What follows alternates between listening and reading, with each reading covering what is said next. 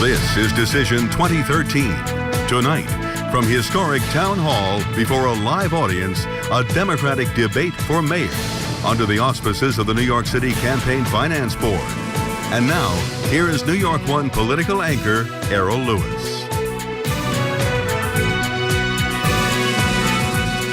Good evening. Welcome to our live Democratic primary debate in the race for mayor. I'm Errol Lewis. Tonight we're at Town Hall, where I'm joined by more than 1,000 New Yorkers, as well as our panelists, Juan Manuel Benitez, the host of Pura Politica for New York One Noticias, Brian Lehrer, the host of WNYC's Brian Lehrer Show, David Chen, who is the City Hall Bureau Chief for the New York Times, and Grace Rao, political reporter for New York One.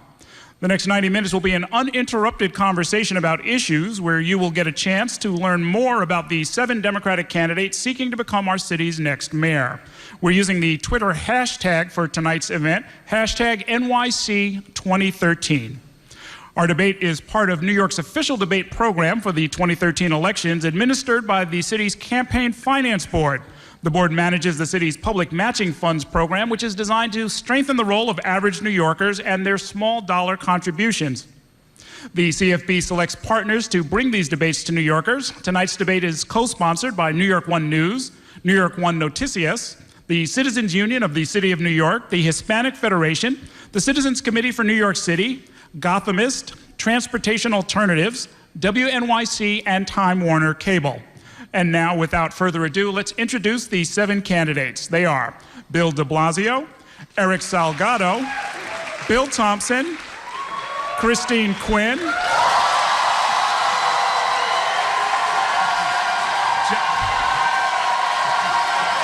John Liu, Sal Albanese, and Anthony Weiner. Now, some ground rules. The candidates will each have 1 minute to respond to questions that are asked of them by the panel. They'll also be given the opportunity to respond if they're addressed directly by an opponent. We'll also have what we call a cross-examination, where each candidate will be able to ask one of his opponents a question. There will also be a lightning round in which candidates will only be allowed to answer briefly, usually yes or no, to each question. The candidates will also make closing statements of 1 minute each. So with that in mind, let's begin. We start with Juan Manuel Benitez. Thank you, Errol, and good evening. Mr. de Blasio, you got arrested recently over the closing of Long Island College Hospital, a hospital that nobody really wants to own. The state says that it could take down its whole system of hospitals, and then the former owner that was ordered to take it back says, we don't want it. How are you planning on keep it open? How are you going to pay for it? And do you think it's a fiscally responsible position to have? Our neighborhoods in Brooklyn need Long Island College Hospital. There's over 75,000 people for whom it's the closest emergency room by far. And the bottom line is, for years, we've fought successfully to keep it open. It was first threatened in 2008, and now in the last year, and I'm very proud to say we won in court yet again, and the hospital is open for business. And that's so important for Brooklyn and the city, because we have to end this epidemic of hospital closures. How do we fix this problem? The city and state have to take responsibility. It's time for leaders to step up. We haven't had that in recent years. I've proposed first a Brooklyn Health Authority, and something we would build out citywide over time, to have the city and state play the most prominent role in determining how to protect local healthcare facilities. Healthcare must be provided locally. The emergency room can't be too far away. If you don't have local health care, you won't get the primary and preventative care you need. So we need the city and state to take responsibility, and my plan is the one that actually would make that happen, and I'm proud to be the only candidate up here who's presented that kind of plan. Just as a quick follow-up, if you want to keep it open as mayor of the city of New York, will you find some money in the budget to keep it open? You know, I think one of the most important things we in the public sector do is protect the public's health.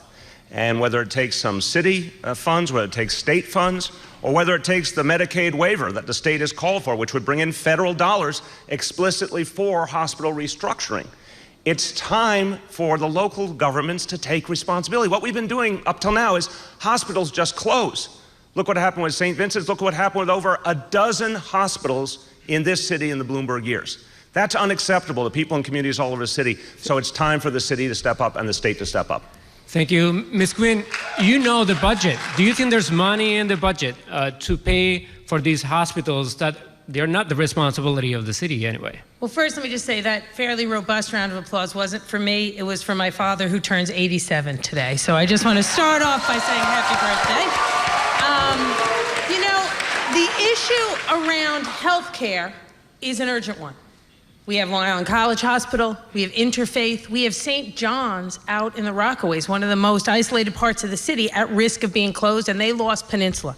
So we have to make sure, and this is what I'm gonna do when I'm mayor, that the mayor isn't sitting on the sidelines as it relates to private hospital and gets involved. We need to get that federal Medicaid waiver so we get the money we're owed into the city. That's gonna bring us resources that can help us stabilize hospitals, but also create more primary and preventive care. I've called for, and I'll implement when I'm mayor, a public health infrastructure commission, which will look at where we need to stabilize hospitals, where we need to reopen hospitals, where we need primary care, where we need preventive or urgent care. We're gonna start figuring out how to use the federal money. Then we're going to advocate with the state for money from them. But there are times, as we did with Richmond University Medical Center, there are times when it is appropriate for city money to be put in to help stabilize hospitals. Not every time. And one of the things we learn here at Litch, again, is we need more transparency about private hospital budgets. I want to get legislation passed in Albany that requires them to report about their finances publicly, so this doesn't sneak up on us as it seems to every time. Thank you. Mr. Liu, you're the comptroller. Do you think the city should get involved and basically pay to keep it open? Well, look, I think that this city is the wealthiest city in the entire nation. And I'm tired of hearing that, you know, we don't have money for this or that. These hospitals, more than a dozen that have shut down under this administration, are part of our public infrastructure, and they should be treated as such. They shouldn't be treated as just purely private entities. Now, you look at what's happened. Look at what we could have done. In the case of St. Vincent's, a hospital that was here in New York City for 160 years, shut down. And what happened immediately after? The area was rezoned so that luxury condominiums could be built in those areas. Why didn't the rezoning take place around St. Vincent's beforehand? So maybe they could have sold some of those air rights to shore up the financials of St. Vincent's and keep that hospital open. That's what should have been done originally. Speaker Quinn, you were nowhere on the scene at St. Vincent's. I wish you had been more productive. And our public advocate, I gotta say, Bill, you've been great the last few weeks on the hospital closures. But where were you for the first 3 years of your public? It goes without saying. Let's be real here. Let's set the record straight. Mr. Thompson, what would you do? Look, it is clear that Brooklyn is going through a healthcare crisis. It isn't just Litch. It's Interfaith. It is Downstate SUNY. It is Wyckoff. It is so many hospitals. Brookdale. So the city can't sit on the sidelines and has to get involved. First, it is important that that federal waiver come through. I think we all have to push to make sure that happens. That's leadership. We need to make sure that happens. That keeps our hospitals open until we can create, as I've proposed, a health commission for Brooklyn. It allows for primary care. It allows for us to plan for a few years. That keeps hospitals open. We can't turn our backs on Central Brooklyn, on Brooklyn and Brooklyn healthcare needs. And the mayor can't sit on the sidelines. As mayor, I'd be out there working with the governor, working with others to keep those hospitals open. They're the lifeblood of Central Brooklyn. They're the lifeblood of Brooklyn.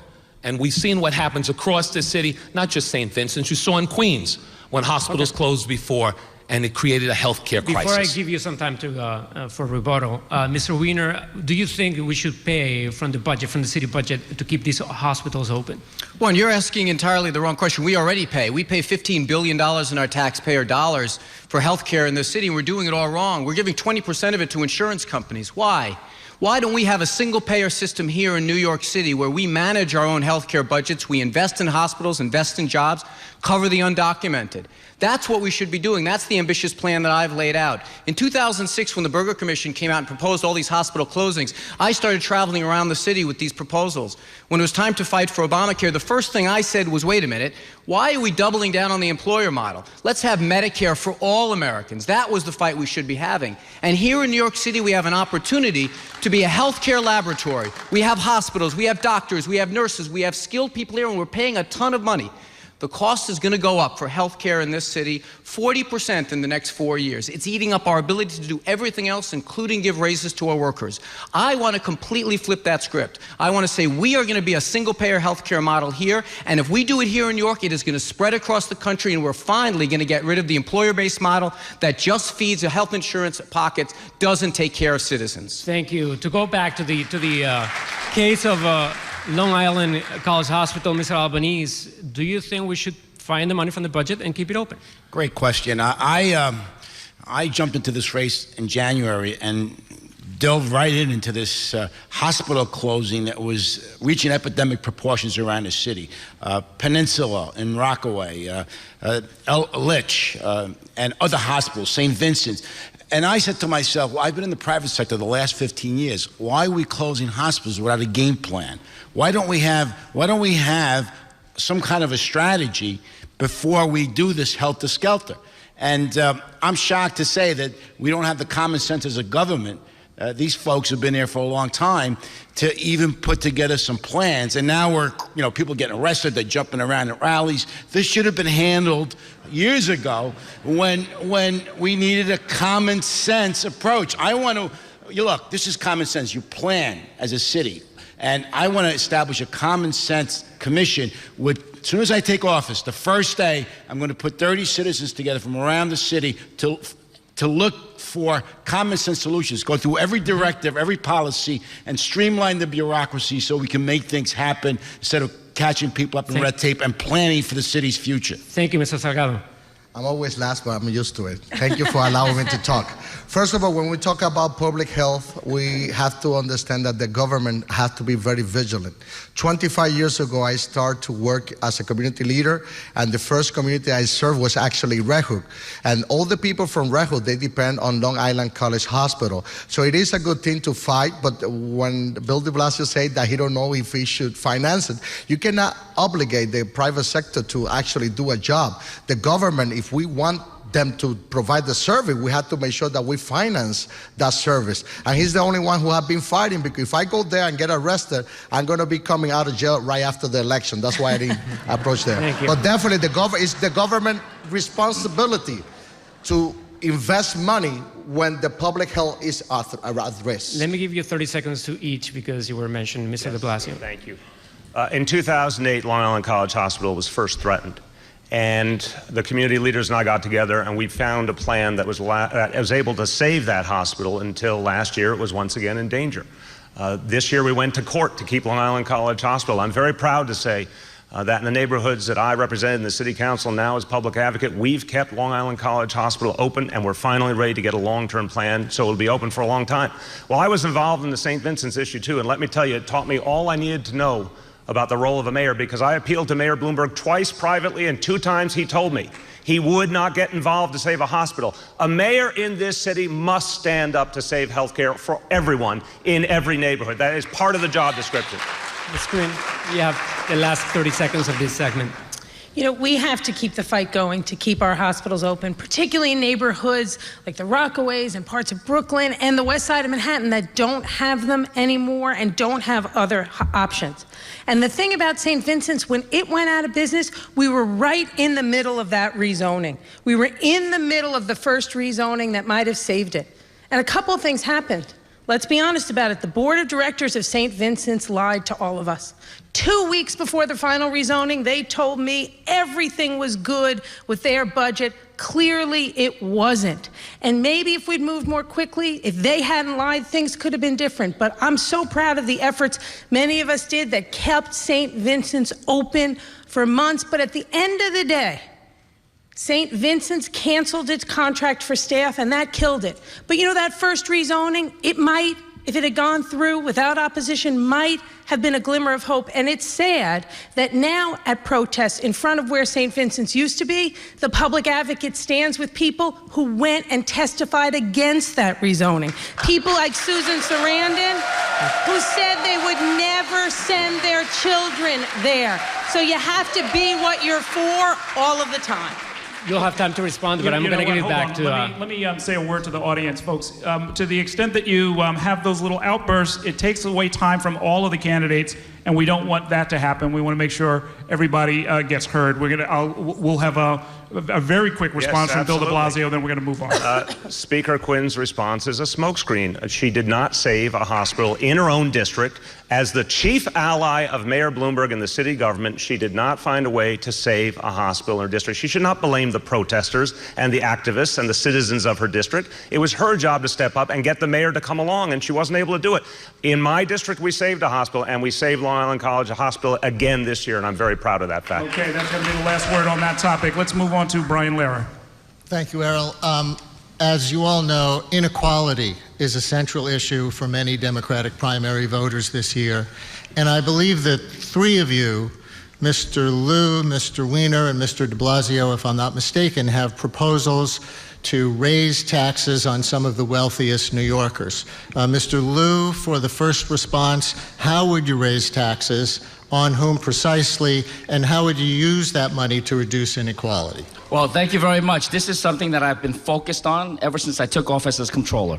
Income inequality is ruining our chances for a real economic recovery that can mean a shared prosperity for all New Yorkers. Specifically, I put together a tax plan, a tax reform plan, that will ask those who make over $500,000 a year, the one percenters, such as Bill Thompson, to pay a little bit more. And those below that threshold will pay a little bit less. Because right now, it's shocking, it's appalling that in the city of New York, we have a flat tax, meaning no matter how much you make, you pretty much pay the same rate of tax. It should be a progressive tax system like everywhere else in the country. And that means those who make less pay less, but those who make more pay more. That is the fair system, and is one that will start narrowing this wealth divide that is continuing to wreck our chances for a full economic recovery. And what would you and do? It's fairer. What would you do with that extra money?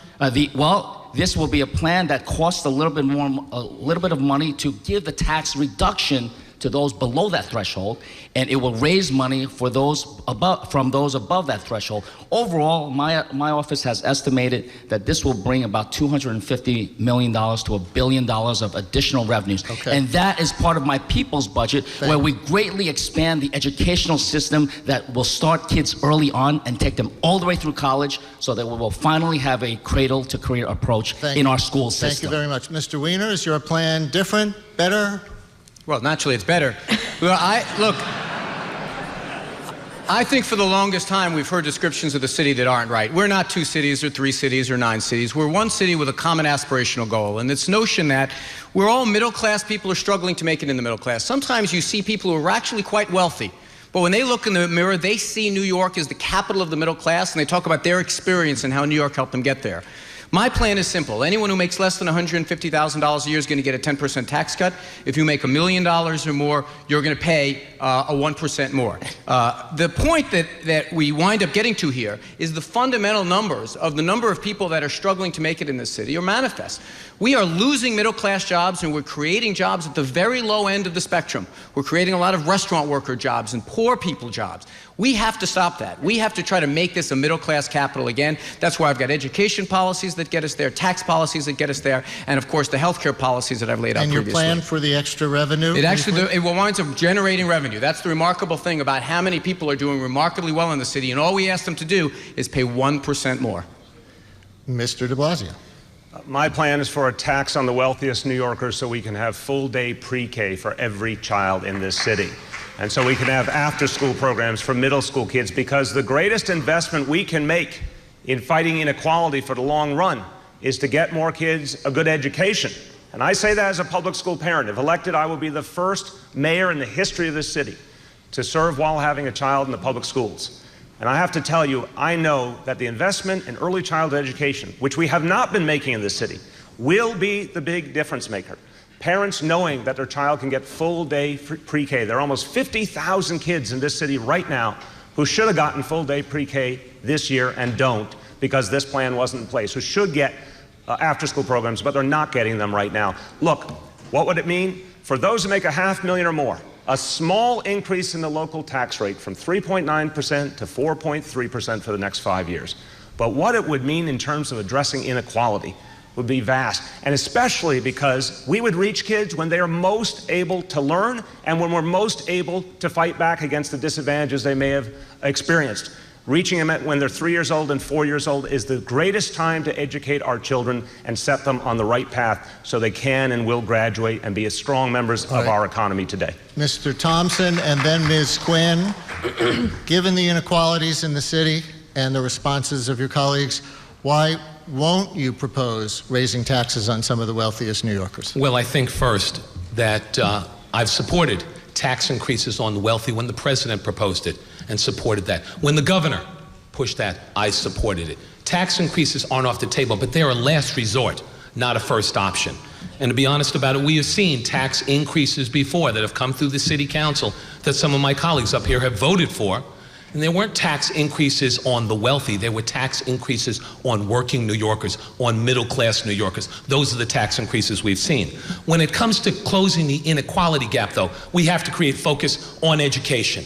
Those are the important things. Making sure our children are reading on grade level, making sure that in the end we provide the opportunity for them to go to college or for them to be able to get a job. That's how we're going to close the inequality gap the best way we can, by not closing schools, by fixing them, by working hard to make our education system work for all of our children. If I could follow up, would universal pre-K not be central to that? And would you find another way to pay for that you could specify? Right now, we send money back to the state of New York for pre-K. The governor has already indicated that he wants to see and wants to work together on universal pre-K. That's what the mayor of the city of New York should be doing right now, working to make sure that those dollars that are returned each and every year for pre-K, that we turn those into full-day pre-K, and we fight to get the space that's needed, because right now, that's the biggest problem. Ms. Quinn? There is no way you can rule out the potential that you might have to raise taxes if you're mayor. And if we have to raise taxes, I'm going to do that progressively. I supported the governor and the state's call when they put the millionaires tax in place. And if we have to do that, if we can't find the resources within our budget to get what we need, we'll go fight for more progressive taxes. Let me tell you one thing I'm going to do regardless, though. Right now in New York City, people who are at the lowest income, who pay the earned income tax credit, we're one of the only places in the country they still pay a personal income tax. That's insane, to be taking money like that from the lowest income New Yorkers. I'm going to push for legislation in Albany to change that. But the key to really addressing income inequality is, in addition to education, to create the opportunity for a pathway into more good middle-class jobs. And let me give you one example. Right now, we have companies in the South Bronx and in Queens that retrofit trucks to make them non-polluting. They're turning away work. Why? Because they don't have enough trained green mechanics. When I'm mayor, I'm going to open a technical high school to train people for those jobs. They'll start at $30 to $40 an hour and be on a path into the middle class. And I'm also going to first go in the budget, get rid of all the outside contracts we don't need, the no-bid contracts we don't need, figure out how much money we have to dedicate to the services we want to expand, and then if we need taxes after that, I will absolutely do it, progressively. Thank you all. Okay, thank you, Brian. Our next section is going to be led by Grace Rao.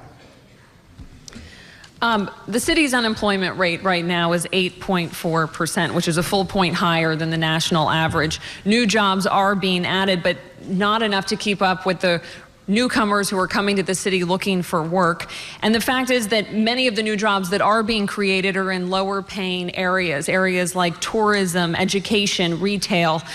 What would you do to create new, good-paying jobs in New York? And would the best thing be to just get government and regulations out of the way so that these businesses can grow on their own? And we'll start with Mr. Thompson. The first thing, I think that as we look to create jobs, and we have to grow jobs in the city of New York, we've been dependent on Wall Street for way too long. We have to diversify our economy. Some of the ways that we can do that, first, if we look at the high-tech sector, there are a lot of jobs that are being created there, and I want to work to support the growth in that area. However, our young people don't have the training to get those jobs. We need to bring career and technical education back into our schools, all the way back into middle schools and high schools, so our young people can either go to college or go to the world of work and start to get some of those good paying jobs. We also need, there's so many job training entities out there, but there's no coordination. There's nothing that ties them together. And they're focused on placement, not retention, and they're not focused on the jobs of tomorrow. I want to create a chief jobs officer in City Hall to be able to get that done, to tie those jobs together, to be able to start to prepare people for the training that they need to get better paying jobs. As we look at minority and women-owned businesses, the state of New York is trying to get to 20%. New York City's numbers are abysmal. They stand at 3%. We need to start to create the tie-in between minority and women-owned businesses and our city contracts and create that opportunity. If the state of New York can get to 20, New York City can do better, and it will under my leadership. And last but not least, as we look at... We just have to move on. I'm sorry. Okay. Thank you. Mr. Weiner. Well, we have a couple of things that we need to do. First of all, those low-wage workers that are virtually in poverty wages at restaurants, we should help them organize. If they unionize, they're going to lift up their standard of living. Plus, they're going to wind up saving us a lot of money because we're going to require those companies to provide insurance for their workers. Secondly, small businesses undoubtedly are getting tied in knots by regulation, red tape, and higher fees passed by the mayor and the city council. I'm going to do my best to try to put the Department of Small Business back on the side of those small businesses. One of the reasons I talk so much about healthcare and the need for a single-payer system in this city is it is a giant employer base in our city that we're letting wither on the vine. Think about healthcare. It's got the lowest wage workers all the way up to some of the most skilled workers in our entire workforce. And yet 13 hospitals we've allowed to close. Under my plan, we're not only going to stop hospitals from closing, but we're going to reopen the ones we have because we're going to be able to control more of the money that's within. And finally, we need things like microloans and financing. We have the ability to float debt in the city that individual citizens don't have access to. We should build an outer borough shopping strip economy second to none. It's where 65% of all new jobs are created, where most of us got our first jobs. That's where we've got to revitalize. Ms. Quinn, many people would argue that the mayor is somewhat limited in their ability to actually create jobs. It's a lot easier to talk about it than do it. Is that the case? And what are the tools at a mayor's disposal to actually create those good-paying jobs? It is absolutely a real thing the mayor can do to help grow jobs, create jobs, and help sectors that are doing well do even better and bring new ones here. You know, we've all talked a lot about the high-tech sector, and we're very lucky that the high-tech sector is interested in New York City right now. And for example, Cornell coming here, it's terrific. But I'm not going to lose a minute's sleep, let me tell you, over that first Cornell graduating class. They're going to be fine. But the CUNY students, I do lose sleep over their future. So let's take the potential of high-tech being interested in New York, and then when I'm mayor, let's turn CUNY into a pipeline for those jobs. And I got to tell you, it's possible. We already started. This year, we graduated the first class of the Tech Apprenticeship Program, a partnership between the tech folks, CUNY, and the council. Every one of those students got a full-time, great-paying job in the place they interned. Let's also use the power of city contracts to raise people's wages and put more money in their pockets. That's why I'm so proud to have passed the prevailing wage and the living wage law. And when I'm mayor, on day one, I will drop the lawsuits against those bills and put them into effect. Now, we also need to do more to support the small businesses that are out there. Our MWBE program can help with that, but we also need to move to make every first-time fine that isn't about health or safety, make it a warning, not a financial violation, just like we will do with restaurants next month by law. Mr. de Blasio. I wanted to bring you in. You've been supportive of Ms. Quinn was talking about working to raise wages for workers in the city. Speaking about working to raise wages for workers in the city. Okay. Continue as best we can. Sure. The disruption is going to be removed. Project, Grace, project. Sure, okay. So Ms. Quinn was speaking about trying to raise wages for workers in the city, which is something that you've certainly been supportive of. Many in the business community have argued quite strenuously against that, saying that you may raise wages for some workers, but at the expense of new jobs, that businesses can't afford to hire new people if they have to pay their workers more. So how do you strike the right balance, and would raising wages for workers come at the expense of jobs that are badly needed in New York? I don't think that contradiction is accurate. Look, we are experiencing a crisis of inequality in our city. It has been deepening over the last few years. It is unacceptable. The city government's own report recently said 46% of New Yorkers at or near the poverty level.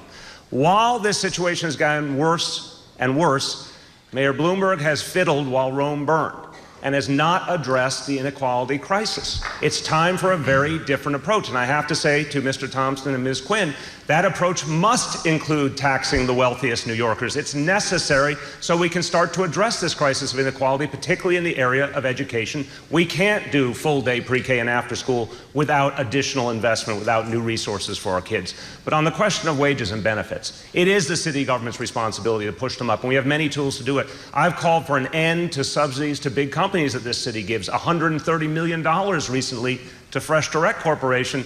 I think that money would have been better spent on financial aid for CUNY students so they could get the kind of degrees that would get them jobs in the tech sector. That money would be better spent on loans for small business so they could create jobs at the grassroots level. Those are the type of progressive policies that actually address this crisis of inequality, and we need them now. Mr. Liu. Well, look, I mean, you talk about the subsidies.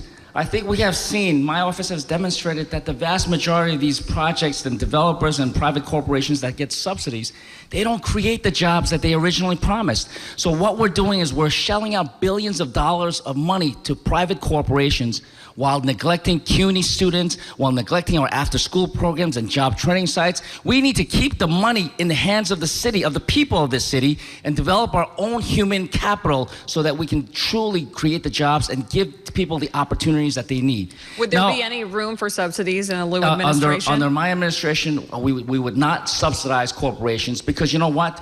The vast majority of jobs are being created by the private sector, and it's only a small percentage of usually favored, politically connected companies that get these subsidies. Let's level the playing field for all, especially for the small businesses. Let's give them a tax break and take the tax breaks away from the multi-billion-dollar companies. And while we're at it, let's talk about living wage in this city. Living wage is something that I've supported as a council member and as controller, and Speaker Quinn and Public Advocate de Blasio refused to support living wage until the final days when it was apparent that it was going to pass with or without them.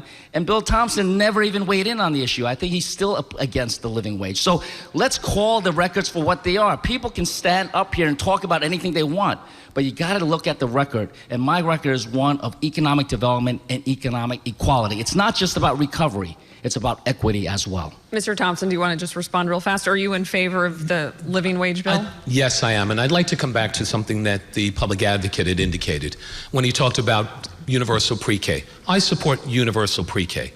And the reality is right now money is sent back to the state of New York each and every year. That's wrong. We need to correct that, and we can redirect that money into universal pre-K. The first thing, Bill, when you look at things, your proposal is almost a tax in search of an idea. Let's be honest about it. We all support universal pre-K, but there, the only taxes I seem to remember you increasing when you were in the city council, 18.5% in property taxes and other taxes that seem to hit working New Yorkers and middle-class New Yorkers. So let's be honest with the public tonight. If we're going to have a real conversation, let's tell the truth, Bill. No more of the flip-flop or saying things when it's politically convenient for you. Mr. de Blasio, real quick response, and then we need to, I guess Bill Thompson has not talked to public school parents lately, because if you say to public school parents in this city, do they need full-day pre-K for their children? Will it make a huge difference for their children? The answer is resounding yes. So let's be clear. I have not heard Mr. Thompson say he has a plan to right now finance full-day pre-K for every child in the city and after-school programs for every middle school child. I have submitted such a plan. It's not in search of a problem. It's ready to address a very real problem, that parents can't find full-day pre-K for their kids, and they can't find after-school programs to keep their kids safe and help them learn better. And parents in this city know we need this investment, and asking the wealthy to do a little more is fair and is just in terms of what we need to do for the future of our city. Mr. Thompson has not offered a plan that would provide this help to parents and children. Bill? Okay, we have to wrap up. Thank you. Now we're going to turn to David Chen from the New York Times.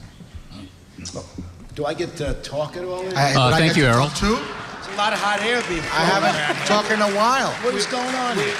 I could talk too, you know? Ridiculous.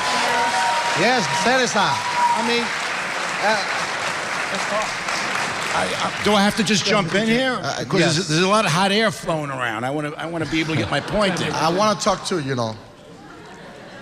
Good evening again. A Times reader emailed me this morning and said that, in her opinion, with the exception of the blizzard, she thought that Mayor Bloomberg and Ray Kelly had done a good job responding to crises, but she has no idea as to how each of you would respond to a crisis. So let's just play along for a second. It's the summer of 2014. You're out of town on your first vacation as mayor, not in Bermuda, presumably. Suddenly you hear that power is out goes out in New York City, and you're not sure why. You think it's a blackout, but you don't know. You don't know if it's a natural disaster. You can't get in touch with people, or it's difficult to get in touch with people. And all you hear, secondhand perhaps, is that power could be out for a few days. What do? Mr. Albanese, why don't we start with you? Well, thank you. Well, first of all, let me just come back to the question of inequality, because I'm the only candidate who's actually... Mr. Albanese, you can get back to it a little later. I mean, there's going to be some room for that if that's okay. I'm the author of the first living wage law in this city that was modeled across the country, which paid people $12 an hour. I understand that, but I mean, in this case, I think a lot of people are, quite curious as to how you might handle a crisis, and you can talk about living wage later. That's all right. I would never. First of all, I would rarely take a vacation as mayor. I would stay on the scene to make sure that things worked perfectly. I think that the city of New York has a crisis almost on a daily basis, so you have to be in touch. Obviously, I will have a deputy mayor for operations who will be well versed in dealing with crises. I certainly won't let what happened during a snowstorm take place, where everybody was on vacation in New York City back in December. So I'm going to be working very hard. Vacations are going to be very rare. I'm going to be in touch with my people on a regular basis. If I leave the city for a couple of hours, we live in a very, very highly communicative society. So I will be hands-on constantly. I will be in the neighborhoods, and I will respond to the emergency myself, because I won't be too far away from the city if I'm away from the city at all. Mr. Thompson, you've talked in the past about being in France, if I'm not mistaken, during Crown Heights. So I'd like to get your take on what you would do. You've been out of office now for 4 years. So what would you do if you were in this kind of situation? Well, the first thing, I don't think I'll be that far away. I don't think the mayor's going to leave me the plane and when he leaves office. So I'll be within driving distance of the city. But part of this is also setting the protocols up ahead of time, making sure that we're ready, that the Office of Emergency Management, that deputy mayors, that the chief, the number one first deputy mayor is ready to go. I think those are the things. It isn't waiting until a situation occurs. It's being ready for that situation. And I think that we've seen in the last 15 years, almost everything has happened to New York City. We have to be ready for any emergency. And that is planning. That is being ready ahead of time. That's understanding the protocols that will kick in. That's having the head of the fire department, police department, first deputy mayors, and others who are all drilled and ready to go. That's what it's about. It's not waiting until an emergency situation happens. It's being ready ahead of time, David. Mr. Salgado, please. First of all, as a pastor, I haven't taken a vacation out of the country in a while. I have 6 children, so it's very costly when we go out of the country. The last vacation we got, it was in Florida, and Iran came. There was a storm and also an earthquake while I was in vacation. Everybody was calling me. So we decided to drive back, and actually it was good because the Iran was coming between the Verrazano and Coney Island. That's exactly where my church is at. So we came back to church, we started to pray, and all of a sudden the storm disappeared. And I believe in that. So that's one thing that we had to take for sure. Now, when they talk up, first of all, I haven't talked in a while, so you have to bear me, Errol. It is precisely this kind of socialist economically idea, the one that kills jobs. It didn't work in Eastern European. It didn't work in Cuba. It didn't work in Nicaragua with the Sandinists. And I don't believe it's going to work in New York City. They're talking about taxing. But we wait, Mr. Salgado, if I may, I'm gonna thank you very much for that. Let me switch over to Mr. Weiner for a second, because we're trying to stay on topic here. If that's okay. I need to talk too. I might have You'll get your chance if that's okay. You can finish your answer quickly, and then I'll go to Mr. Weiner if that's all right. Okay.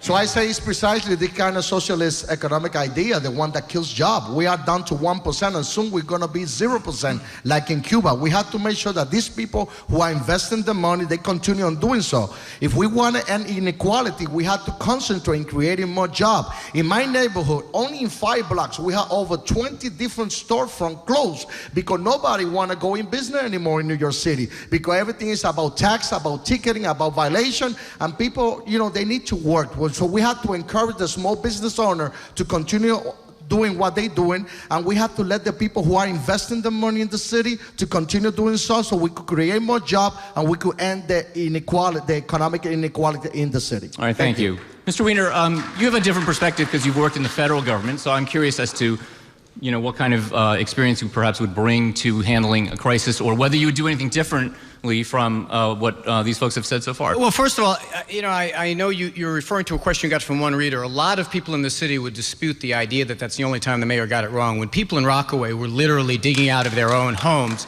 and they were reading stories about how the marathon was going to continue, and some people on the stage supported that idea, it had a sense of discordant sense that I think really struck people to their core.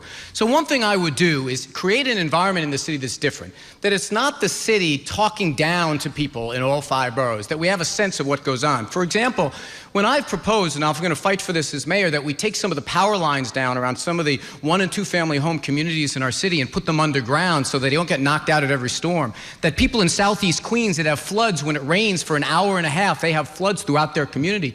This notion that the city is even ready for a stiff wind right now is overstated, let alone a big emergency. We need a mayor that understands all 5 boroughs. And we don't have that right now. And with me, we're going to do something else. Every one of the community boards, the mayor is going to be there with his deputy, with his commissioners, with the people in charge to hear about the challenges before they arise. We are not going to wait till an emergency and then tell people to go off to the theater. So, Ms. Quinn, tell us about how would you respond in terms of who do you call, what do you do, how do you, what's sort of your decision-making tree when it comes to something like this? Well, first of all, if I was out of the city, would come back immediately, black out whatever kind of a disaster it was. And if it was a disaster that we could see coming, a storm or something like that, obviously you would never leave in the first place. Second is we know just about every kind of disaster we could face in the city.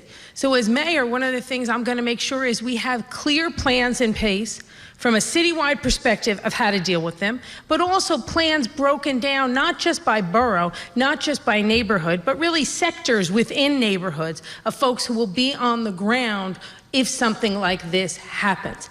We need to make sure every agency has its own plan and that we run kind of tabletops on those plans over and over so people are ready. Now, the reader wrote about a blackout.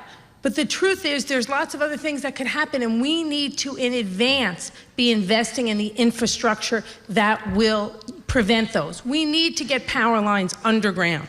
We need to fix up the city's sewer system, which is hundreds and hundreds of years out of date.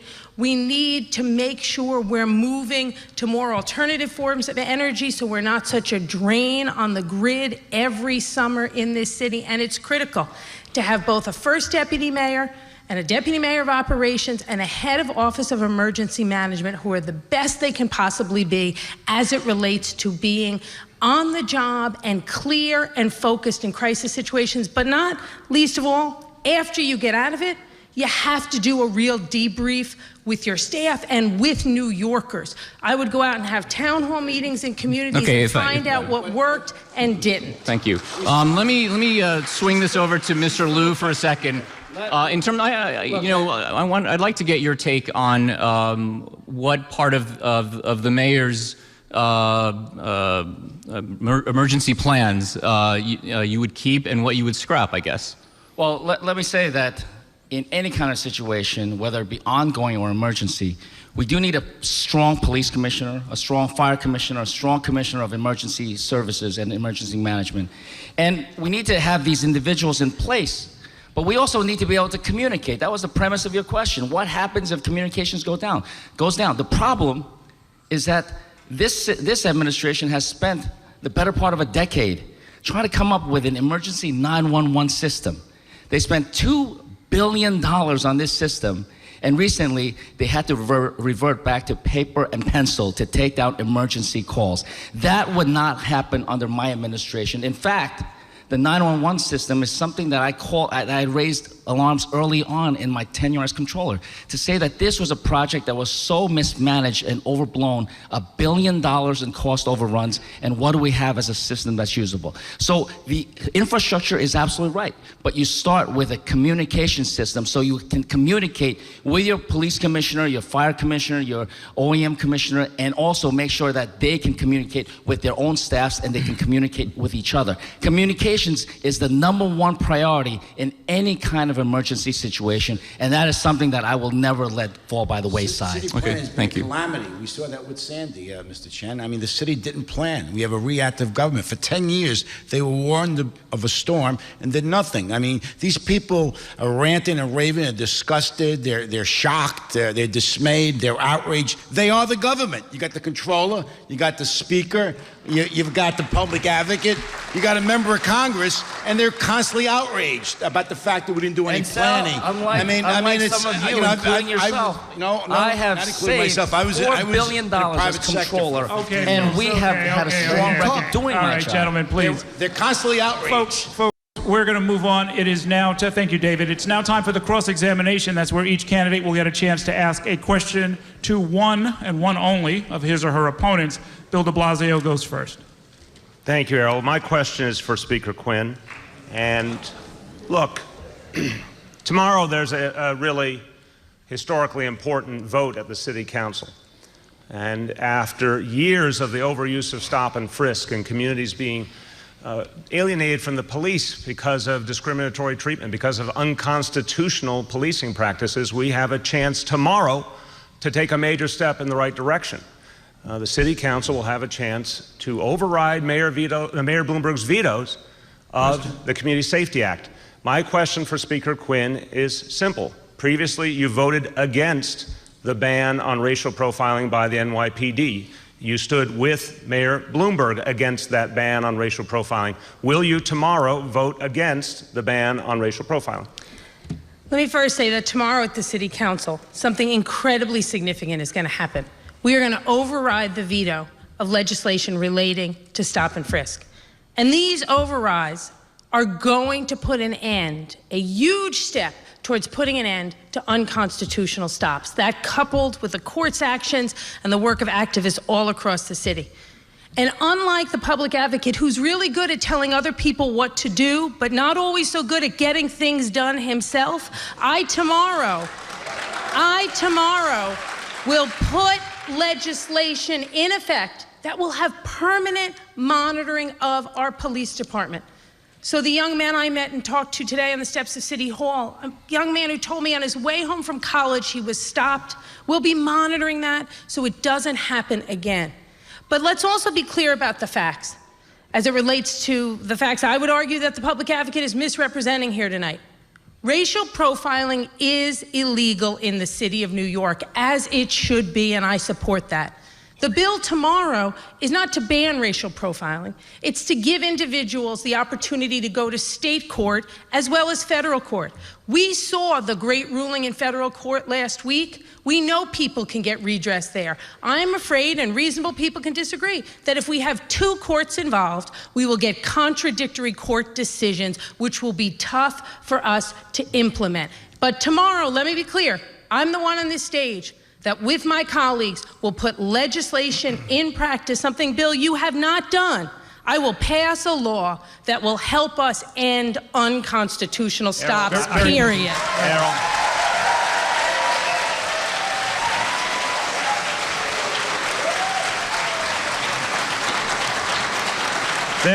There's a fundamental contradiction.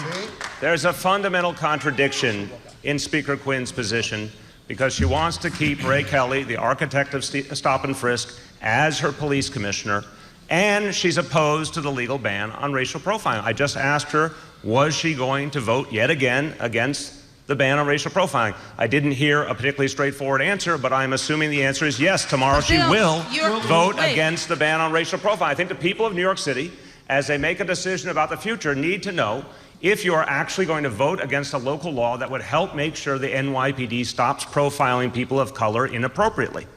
Bill, you are again misrepresenting what this law is about. I want the watchers and viewers to know, because you're misrepresenting it, racial profiling is already illegal, as it should be. This law will allow folks to go to state court in addition to federal court. I think federal court is the right place, as we saw with the judge's ruling, so I will not vote to give state court the ability to weigh in on our police department. It is appropriate in the federal court, but let's not misrepresent to New Yorkers. Racial profiling is today, by a law passed in a former city council, illegal, as it should be, and the public advocate should stop misrepresenting the facts. Thank you, Madam Speaker. We've got our answer.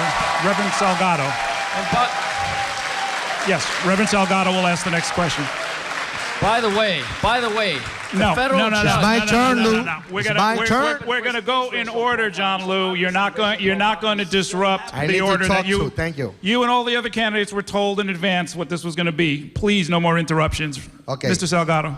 My question is to Bill de Blasio. When I jump into this race, I start to talk about a municipal identification card. I know that Christine Quindy understood at the beginning, and she went after me. But 2 weeks after, you was talking in the Daily News about it. And you say that is something that needs to be done in this city. For 12 years, the undocumented immigrant, they have had not any valid identification card. You are the public advocate.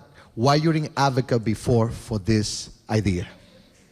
Look, I think we have to do a lot in New York City right now to address the reality of immigrants among us who happen not to be documented. But it's hundreds of thousands of our neighbors, our friends, our coworkers, and they need support too. We finally have an opening for some real change. We need a DREAM Act at the state level. We need the state to also act on driver's licenses. People should have an opportunity to get a driver's license if they qualify, regardless of documentation status. And we should have a city ID card for those who choose to use one, a city ID card even for folks who are undocumented, as has been done successfully in cities like San Francisco and New Haven. This package of changes would help to actually embrace and support people who are living here but are not being given the rights they deserve. We, unfortunately, can't depend on Washington, D.C. to be fair to immigrants, but New York City, the ultimate city of immigrants, can lead the way and be an example to the whole country. And this is the moment where these things are finally possible, and that's why I believe we need to redouble our efforts to achieve them. Let's respect and embrace everyone, regardless of documentation My question status. is why you didn't advocate for it before. I know that all that is good because I have been talking about that. Mr. Salgado, you can control the question, you cannot control the answer. Bill Thompson next. Okay, but he didn't answer my question. Duly noted. Next question. Thank you. My question is for Bill de Blasio. Bill, I think we all agree that stop and frisk is a serious issue and needs to be confronted seriously. The ad that you just put up a few days ago talks about you're the only one in New York City of all the candidates who will end the stop and frisk era, who will end minorities being profiled. That just isn't true, Bill. That just isn't true. Many of the people on this stage, many of the candidates have come out and said that they also would eliminate stop and frisk, or that they would make sure that people aren't profiled. Bill, the New York Times has reported that that ad is inaccurate. Why don't you take the ad down, Bill? Why don't you take the ad down? Bill, and to be honest about it, I think it is important on this one. Stop lying to the people of New York City. Let him answer. To end the crisis of stop and frisk, to end this era where people of color have been unfairly targeted and obviously where unconstitutional practices were taking place, we have to do three things. We need a new police commissioner devoted to making the changes we need to bring police and community back together. We need an independent, and I emphasize the word independent, inspector general, and we need a local ban, a law ending racial profiling in New York City, banning racial profiling in New York City. We need all three of those things. Mr. Thompson disagrees with the legislation that would give us an independent inspector general and that would legally ban racial profiling locally. Ms. Quinn disagrees, as we heard a moment ago, with the ban on racial profiling and wants to keep Ray Kelly as police commissioner. My point is, I am the only candidate who will do the 3 things that will actually end the stop and frisk era. That is a fact, and I stand by it. Ms. Quinn. Well, my question is to Comptroller Thompson, and it's a little bit of actually a follow-up on the conversation we've been having so far. As you said, the New York Times and others have characterized the public advocate's ad where he says he is the only one who wants to make changes and end wrongful stop and frisk as misleading and inaccurate. I want to know if you're satisfied with the answer you just got. Thank you. Hey, that's good. That's valid. Tell you what. I want to say that I think Errol Lewis is way too street smart to excuse allow me, that one. I think this is Her question and his answer. It's nice to be popular, Errol. no, I'm not satisfied with the answer. I think that if anything, when you talk about you're the only one, first, Bill, I don't need legislation. I definitely don't need lectures from you on this issue. And I don't need legislation. It takes a mayor with courage and conviction who will end stop and frisk, who will end racial profiling, who will stand up and make sure that there is a new police commissioner and we make sure that the way to stop and frisk is used does not violate people's constitutional rights. But this is just part of a pattern. At a certain point, when you look at the misstatement there, it's your discussion about the term limit issue. Speaker Quinn supported the overturning of term limits, and I disagree with her strongly about that. But in 2005, when you wanted to be the Speaker of the New York City Council, you supported changing term limits through legislation. You were against, Bill, you were against member items after you were no longer in the City Council. When you were there, you were a huge beneficiary. I think this is a question, if you go back and look at the TV show from years ago, to tell the truth. It really is, will the real Bill de Blasio please stand up? Errol? Briefly, yes. Errol, I thought the question was to me. Errol, in professional wrestling, they allow tag teams. So if we're going to do that here, I will say this. It's very clear, and Mr. Thompson will remember the history clearly, that I led the opposition to the mayor's proposal on term limits. I led the action on the floor of the City Council against it. It was the closest vote in the history of the City Council, and I am very proud to have stood up to the mayor when Speaker Quinn gave him a backroom deal to allow him to have a third term he should not have had. Mr. Thompson knows that that's the fact. Okay. I think we've aired out that issue. John Liu, your question. By the way, on the issue of stop and frisk, we have 2 Billy-come-latelys on this issue. They're now talking about ending stop and frisk, when in fact for months, for years, they supported it. My question is to Bill Thompson. For a long time, the city was outsourcing all kinds of work, left and right, bringing in expensive consultants. When I became comptroller, I'm very proud of the record that I've established of saving $4 billion of taxpayer money, a record that is very clear, a record that the public advocate doesn't have, a record that the speaker doesn't have. And under Bill Thompson's watch, Bill, we had this project that was supposed to cost $63 million. By the time I took office as comptroller, the City Time project had mushroomed to over $700 million. I put a stop immediately to any more money going into that. But what happened, Bill? How did the bill get from $63 million to over $700 million? You're the one that cuts the checks. What happened there? Well, John, that is, when you look at City Time, it's an issue. Was the mayor's contract was something that the mayor was focused on. I stayed on top of Mayor Bloomberg. I stayed on top of the person that he had in charge of that, the budget director of the city of New York, Mark Page, and pressured them and pushed them. The contract also had expanded in scope, as you well know, and that led to a lot of the escalation of costs. In the end, it is something that, could I have done more? Absolutely. Could the mayor have done more? Definitely. Could the city council, in providing oversight and holding hearings, could have done more? Yes, they could have. So a lot of things could have been done and weren't. But my question is, why didn't you do something as comptroller? John, your point was made, Mr. Liu. Sal Albanese, your question. Yeah, thank you. My question is for Bill de Blasio. Bill, two of your staffers tweeted out, kill the police. That's not accurate right there. 2 of your staffers, that was reported. Please, let me finish my question. I wanted to know, Was it the right decision that you didn't fire those staffers? You know, first of all... Yes or no, Bill? Sal, I'm sorry. If you give an inaccurate question, I'm not going to give you an answer based on inaccuracy. I'll tell you what I think.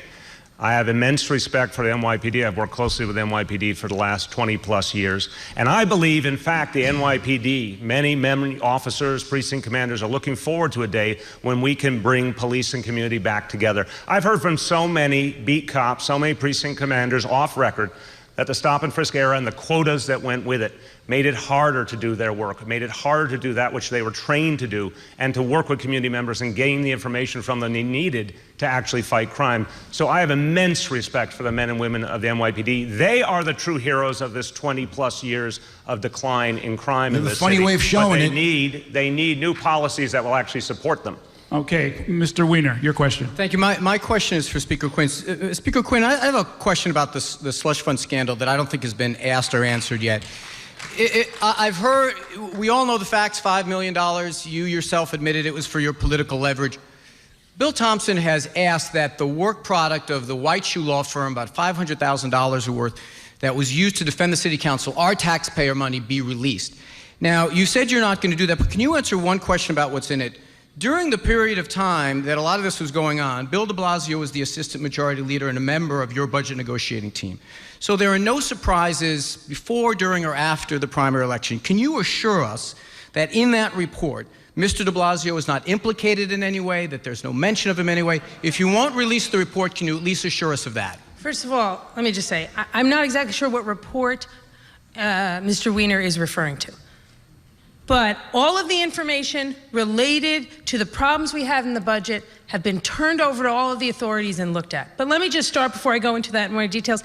Casting aspersions on the public advocate like that is just outrageous. And I want to make it very clear that anything that Mr. Weiner is trying to point to, I don't even have any idea what he's talking about, and I think it's really unfortunate.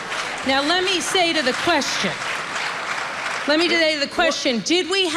did I, when I became Speaker, inherit a very problematic budget practice? Yes. And I did exactly what you want a leader to do. When I found out about that problematic practice, I reported it to the authorities and I asked them to investigate it. I stopped it, and then I reformed the entire process relating to discretionary funds. Reformed it in such a way, it's now heralded by one of tonight's sponsors, Citizens Union, as one of the best, if not the best way to distribute money to community groups. Look, if you're a mayor, we're all going to have no idea what problems are going to come across our desks. But what you want in a mayor is someone who admits a problem, asks for help, does an investigation, stops what's wrong, and fixes it. And that is what I did, and I'm very proud of it. It's entirely unfair. This notion that I cast aspersions, I assume you were being sarcastic saying I cast aspersions. The fact is, you paid our tax dollars. 3 of your members went to jail in a scandal on your watch. You refused to release the work product, and I ask a simple question. So there's no last-minute surprises in this election. You've seen it, we haven't. Just say Mr. de Blasio is not included anywhere in that, and we're done. Every bit of information has been turned over to the authorities. Turn it over to the voters. I do not understand. Turn it over to the citizens, Speaker Quinn. Please. It's their document. They paid for it. I don't understand. It was your scandal, Okay. but they paid for the lawyer. I think you're going to have to live with that answer for now, Mr. Weiner. I imagine there are members of the press and others who will probably follow up. Before we move on, though, I wanted to touch on something that was in the press, and it involved the public advocate and his wife, and Christine Quinn. And I wanted to give you an opportunity, which you can decline if you'd like, to maybe clear the air. There were some statements that were made during an interview that you and your wife were in about Christine Quinn. There was some back and forth about whether it was reported accurately or not. Yep. And there was an exchange of letters. A lot of confusion today, basically. No, wanted to give you a minute to clear the air if you'd like. Thank you very much, Errol. First, I literally have no idea what Mr. Weiner was just asking, and I want to say thank you to Speaker Quinn for his response to his question. Now, the statement in the column in the New York Times today, first of all, was a misquote. And if you look at the full and accurate quote, which has been published, it's very clear. My wife meant no offense. My wife was talking about substantive issues like paid sick days, like a tax on the wealthy so we could have full-day pre-K and after-school programs for our children. And she simply disagreed with the approach that Speaker Quinn has taken on that issue. And I think it was a respectful and substantive statement based on the issues that have been at the core of this campaign. And in the case of my wife's comment, it was from a parent speaking about what parents need in this city and are yearning to see in the policies going forward that we haven't seen during the Bloomberg years. So it was, I think, a respectful and substantive statement. Ms. Quinn. You know, the comments, as they were fully reported and corrected by the columnists, are ones I gotta say I found very hurtful and upsetting, because they basically raised the question of whether or not the fact that I don't have children is relevant to how hard I fight for families. Now, first of all, I fight as hard as anyone in the city of New York for families and children. That's why next month we'll have mandatory kindergarten in the city of New York. But the real issue here is there are many reasons why some families have children and some don't. Medical reasons, financial reasons, professional reasons, personal reasons. My wife and I both lost our mothers when we were young girls. So the decision of whether or not to have children, it's a deeply personal one. And I just think, and there's obviously attacks, as we've seen tonight in this kind of a political race, but raising someone's family, and we are blessed in New York to have families of all shapes and sizes, should never have happened, and it was very hurtful in my household this morning. I just asked people to look at the statement. I wish people would look at the accurate statement, which has now been put out by the New York Times, which is very clearly about Speaker Quinn's decision not to allow a vote on paid sick days, opposing a tax on the wealthy for full-day pre-K. Okay, it's substantive. It is not personal. It's substantive. Okay. Let's lighten up a little bit. Let's have our lightning round.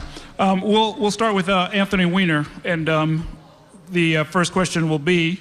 This is yes, no, Errol? Is that how you do this? This question will be yes. Someone might have a short answer as well. Should all public employees be required to live in the city? No. Mr. Albanese? No. Mr. Liu? No. Ms. Quinn? No.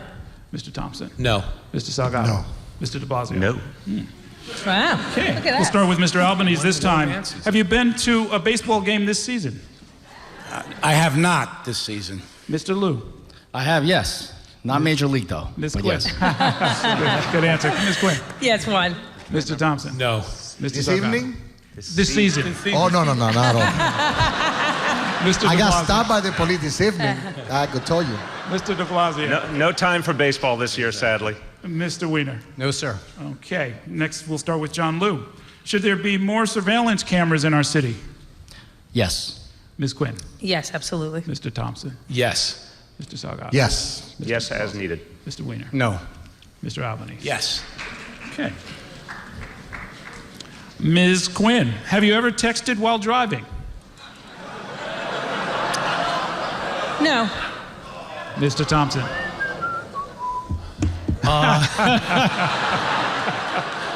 Yes, I have. I've stopped doing it, though. Mr. Salgado? Now, in the last 10 months, I have a driver. Mr. de Blasio? That's a good answer. That's a good answer. My wife is sitting in the front row, and if I said no, she would laugh me out of my house. Yes, I have sinned, Errol. I've stopped now. Mr. Weiner? Yes. Mr. Albanese?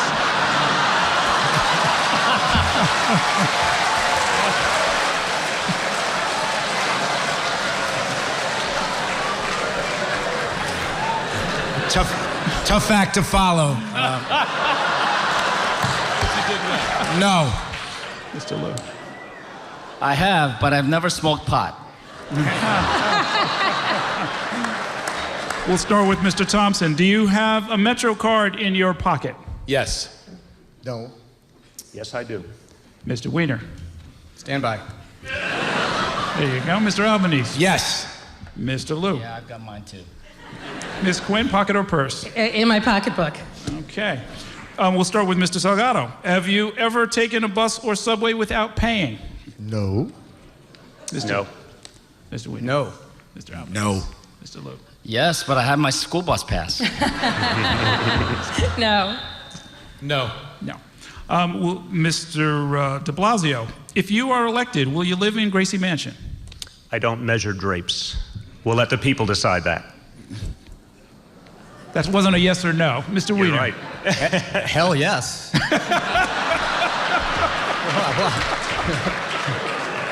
Mr. Albanese. Yes. Mr. Well, look, my wife and I, we love our house, but we'll be glad to live in Gracie Mansion. Ms. Quinn. Absolutely. I think it's a jinx to answer questions like that before you have the option to move in, so I'm not going to answer it. It's the people's home, yes. Me, my wife, and my 6 children are going there. Definitely. Mr. Weiner, if you had to have one of your rivals here on stage to work in your administration, who would it be and what job would you give them? Sal Albanese in charge of early childhood development. Mr. Albanese. Thank you, Mr. Mayor. Who would I select? Reverend Salgado. For what job? Chaplain. Mr. Liu.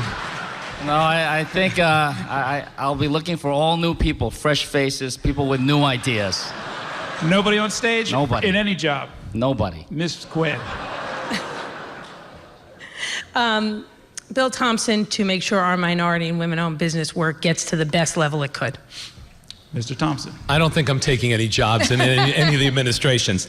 If there was, Reverend Salgado in the Mayor's Office of Faith-Based Development. Mr. Salgado. I'm going to offer a job to all of them, but I don't know if they're going to accept it. Pick one and give them a job. Pick one? Yeah. I was going to say South Albany, but I don't like your proposal. I guess I take Billy Thompson. In what job? I have to think about it. Okay, Mr. de Blasio. I respect my colleagues, but I'll also be looking for a brand new team. Okay, Mr. Albanese, do you support congestion pricing? Yes, I have my own plan, which is much more sophisticated. It's called a fair tolling plan. Ms. Liu, Mr. Liu. I don't support the These are yes Bloomberg no's. measure. Mr. Liu. I did because it would have provided more out-of-borough mass transit options. Ms. Quinn. Yes. Mr. Thompson. Not now. Mr. Yes. Salgado. Mr. de Blasio. Did not approve of Mayor Bloomberg's proposal, no. Mr. Weiner. No. Okay. Mr. Liu, have you taken a book out of a public library this year? I have, but it was for my son Joey. Ms. Quinn. I have not.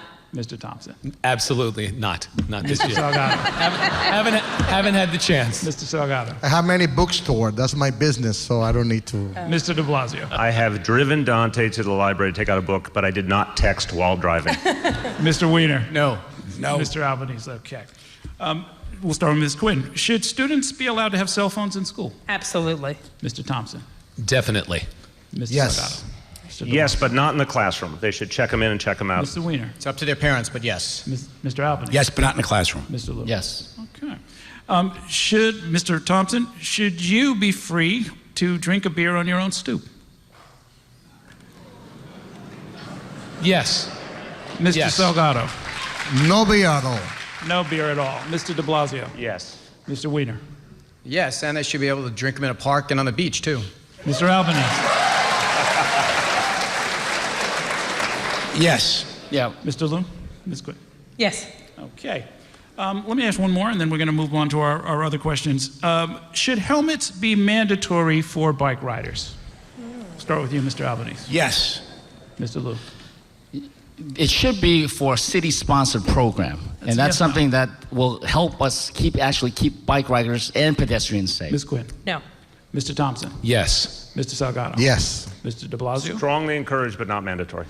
Mr. Weiner. Enough of the nanny state. No. Okay. Thank you, candidates. Let's get back to our central questions. We're going to get through as many as we can in the time remaining. The time is growing short. We're going to make sure that we do have time for closing statements. So if I interrupt, it is for that reason and that reason only. Juan Manuel.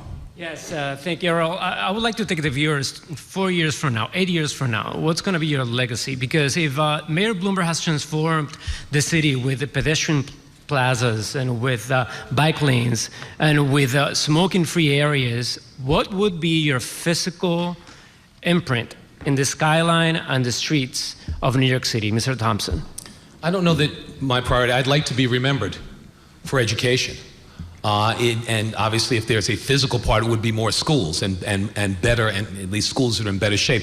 But I want my legacy to be New York City's education system being better, that the achievement gap be closed, that schools if you want to talk physical plant, that schools aren't closed any longer, that we've turned those schools around, that our young people are able to do college level work, that they're able to go off and get jobs, that our education... So it would be school buildings. It would be, if it's a physical plant, I would say school buildings, but the truth is, it's education. That's what I want to be remembered as. Mr. Wiener. You know, the New York Times did this Valentine to the Bloomberg administration, how they've transformed the skyline by shiny new market rate housing. It's entirely the wrong way to look at the city. The challenges facing the middle class and those struggling to make it might not be things that go in glass edifices. You know, this is the guy who wanted to build a stadium on the west side. This is the guy who, frankly, dithered while Ground Zero didn't get redeveloped. I think we got to create jobs. We have to save health care in the city. We have to improve our schools. Things that don't go into dioramas on the front page very well, but are the things that citizens actually can touch and can see are real. Most New Yorkers watching this program will not be able to move into the market rate housing that Mike Bloomberg brags about. That's the problem. We need housing for them. I don't care if it's big or small, but we need it for them. Mr. Salgado. I want to be remembered for, as the mayor who fought for all the inhabitants of New York City, especially for those who are basically enslaved in this modern kind of slavery, which are the millions of Latino who are called undocumented, illegal. I believe that slavery is not abolished. Slavery has been transferred to my people. Dr. Reverend Martin Luther King fought for his people. I want to be remembered for the Latino guy who spoke with an accent that stands for his people as well. Thank you, Mr. Liu. I know we're talking about this also because we know that we have challenges with climate change, and we're going to have to change the way New York looks like. Yeah, but you know, many of the changes that we need in the city are not about the appearance of the city. I want to be known as the mayor who created jobs. We have an unemployment rate, as Grace mentioned before, that's higher, significantly higher than the national average. We have jobs that are being created, but for some reason the unemployment rate continues to go up, and it's not just because people are coming to New York. It's also because the jobs aren't going to New Yorkers. And so we need to fix this situation. We've got to bring down unemployment. We've also got to bring down unemployment disparities, because I like to be known as the mayor, not just as the one who created the jobs, but also afforded opportunities to everybody across the city on a level playing field. Equal opportunity is what we need to restore to the city of New York. Mr. Albanese. I want to be remembered as the mayor who made New York City the capital of common sense. You know, we're the capital of finance. We're the capital of culture. We should be the common sense city. I want to be remembered as somebody who put plans into place to make sure that the city can survive the next 100 years. Our infrastructure has to be improved. We have to protect our shoreline, our power grids. And that's not a very sexy thing that gets you votes, but it's very important. I want to prepare the city for the next 100 years. When I leave office, I want people to say, he made this city a better place for us and for our children in terms of infrastructure, in terms of schools, and also treating people fairly. Ms. Quinn, how would be Quinn New York after Bloomberg New York? I want, at the end of my 8 years in office, one of the most important things will be to see that there's more people in the middle class than there are at the beginning of my term. That's one thing I'm going to want to fight for to make sure happens. More folks in the middle class. 2, at the end of my 8 years, I want those folks who've gotten into the middle class to have 40,000 more apartments that the city's built that they can live in, and I'm going to take efforts to bring rents down to make sure middle class people can stay in New York City. I'm going to have focused and made the housing in NYCHA livable so the 600,000 folks who live there are living in quality conditions. And I want to have lengthened our school day, stop spending $100 million a year on textbooks, start spending $100 million a year on tablets so schools are in the 21st century, and make New York climate change ready. Any major change in the imprint, Mr. de Blasio, and the skyline of the city? Again, the challenge of our times is addressing the inequality that's gripping this city. And there's ways we have to do it. It's not about building fancy new buildings and luxury condos. In fact, luxury condos are part of why there's been such pressure to close down community hospitals. So what I want to do is protect community hospitals, build 200,000 units of affordable housing over the next 10 years by striking a new balance with the real estate industry where the public's interest comes first rather than developers' interest, making sure that we tax the wealthy so we can actually get full-day pre-K and devote ourselves to early childhood education and after school. These are the types of policies that invest in human capital, that make sure we're a city that's actually not going to accept 46% of our people living at or near the poverty level, but we're creating a city for everyone again. There's a lot we have to do, but the mayor of New York City has great tools to do it with. My focus is on ending inequality in New York City. Thank you. Thanks very much. Now it is time for closing statements. We're going to start with Bill de Blasio. I'll ask each candidate, we're going to time you for 1 minute. Please use the lights and try to keep it to a real 60 seconds. Thank you. I'll pick up where I left off. In New York City right now, we are living a tale of two cities. Almost half our people, 46% at or near the poverty level, and our middle class is disappearing. We need a real break from the Bloomberg years. Instead of more luxury condos, we need a plan for affordable housing, as I said, 200,000 units over the next 10 years, and a plan to save community hospitals, because healthcare has to be available to people locally. When you need the emergency room, you need to know it's nearby, and I would devote myself to protecting community hospitals. I'd end the stop and frisk era that has so unfairly targeted people of color. The bottom line is, we can't keep living a tale of two cities. It has to end, and we can't leave any New Yorker behind. That's what I will do as mayor of New York City. Mr. Salgado. I'm not a politician. I'm just a New Yorker who came to challenge this career politician. It is very difficult. I have been discriminated by political reason and for economical reason. Quinnipiac University don't want to include me because they say they only include people who held office before, yet they still have John Castamatiri with 37% in the Republican Party. I believe it is essential for all New Yorkers to be able to actually come and serve in the government and then go back to the private sector. If we don't allow any New Yorker to be able to do so, we are putting ourselves in jeopardy. I believe that we have to stop and frisk. Many of my policies have been endorsed by my colleague. I hope that if I don't become the next mayor, they stand by the promise. But yes, we have to be very involved, and we have more than 987,000 Latinos registered as a Democrat, and if 15% of them come out to vote for me, it's going to be me and Christine Quinn in the runoff. Thank you. Mr. Thompson. 2 weeks ago, reading and math scores came out, and the truth became apparent. More than 80% of our Black and Latino students weren't performing on level. They weren't deemed basically by the scores as competent. And so many of our children, it was clear the education system wasn't suiting them, wasn't performing for our young people. I'm the son of a New York City public school teacher. My mother taught for almost 30 years. I believe that education is the greatest way that we can turn inequality around in the city of New York. I want to fix schools in this city, not close them. I want to make sure that we work with our principals and our teachers, not demonize them. I want to bring parents in and involve them in the school system so that it serves their children. I don't want to be the education mayor. It's not about me. I want to make New York City the education city. It is about you. It is about our more than 1 million children and providing a better future for each and every one of you. That's why I want to be the mayor of this city. Thank you. Ms. Quinn. Thank you. You know, my entire career, I have fought and delivered for New Yorkers, fought to help people get into the middle class and stay there. And that's what I'm going to do as mayor. I'm going to fight to improve our schools, to give every child the best shot they can have. I'm going to keep this the safest big city in America, because that's key, but I'm going to do it while also ending unconstitutional stop and frisk. I'm going to use the power of our neighborhoods for economic development to bring good jobs to every neighborhood, particularly those neighborhoods that have been left behind.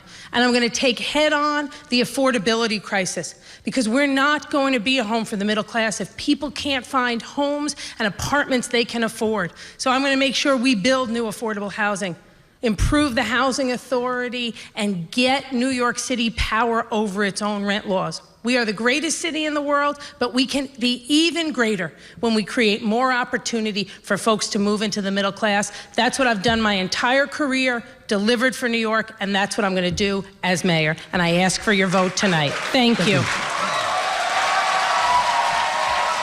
Mr. Liu.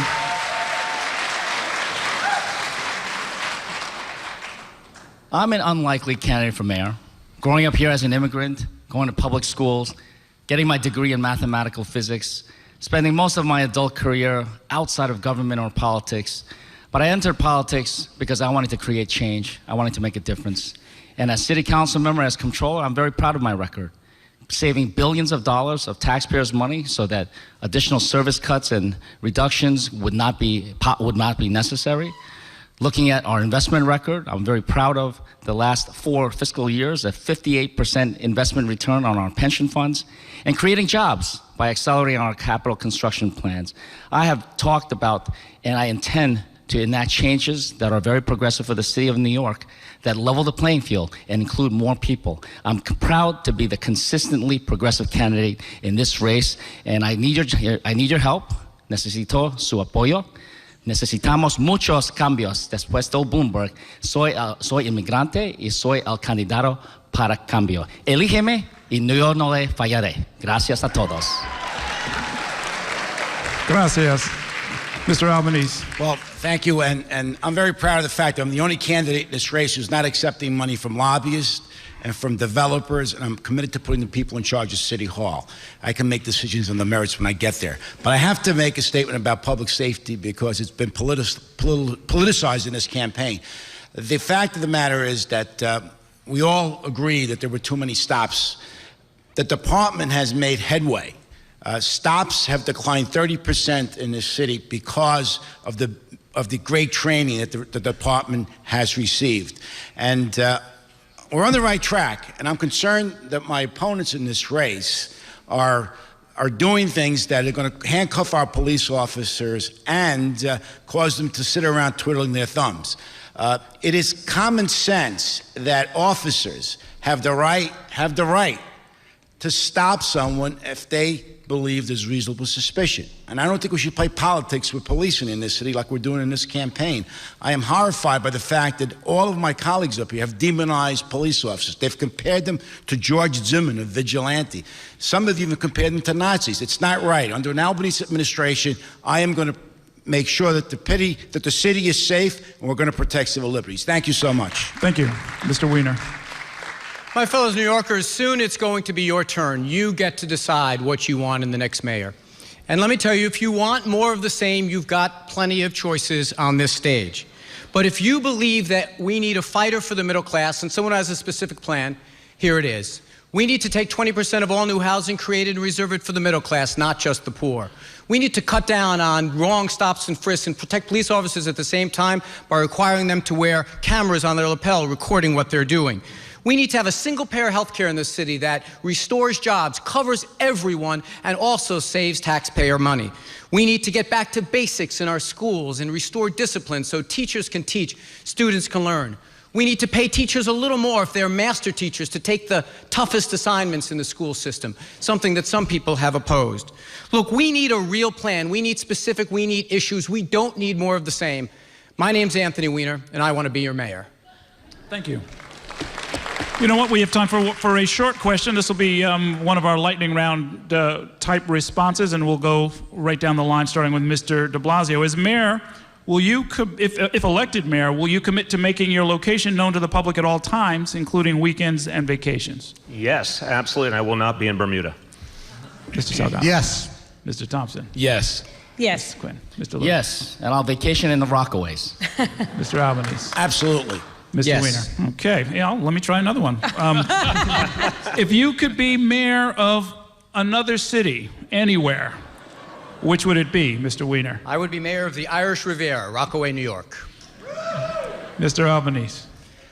Chicago. Honestly, Lewis. I don't know of any other city like New York. Ms. Quinn. There is nowhere else. Mr. Thompson. After New York City, who would want to be mayor of any other place? Mr. Salgado. I am already the mayor of Bensonhurst, so I don't have to worry about it. Mr. de Blasio.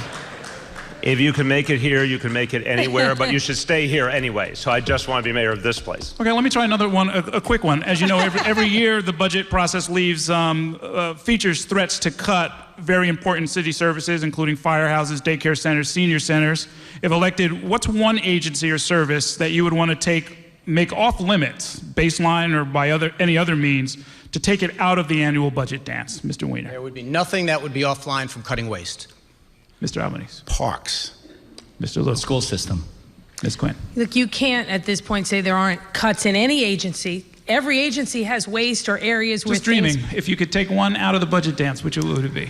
Well, I don't want to cut out waste in agencies, and I don't want to cut out places where things aren't efficient. So you Mr. got to go Thompson. look for those. We should end the budget dance first. And if there's an agency that should be left out, our seniors should be left out. Mr. Salgado. Mr. No Salgado. cut in senior citizen services. Mr. de Blasio. One area it's just morally wrong to cut is services for homeless and runaway youth. And I would baseline that and then add to it over the years. Okay.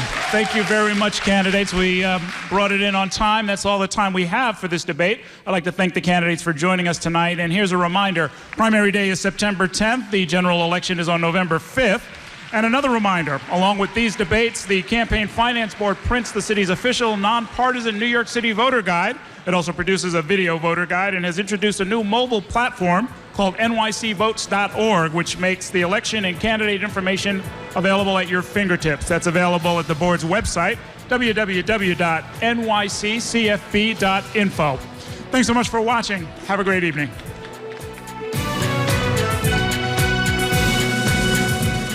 This has been a special presentation of New York One News and New York One Noticias. A special thanks to the New York City Campaign Finance Board, Citizens Committee for New York City, Citizens Union of the City of New York, Government, Hispanic Federation, Transportation Alternatives, WNYC, Town Hall, and Time Warner Cable.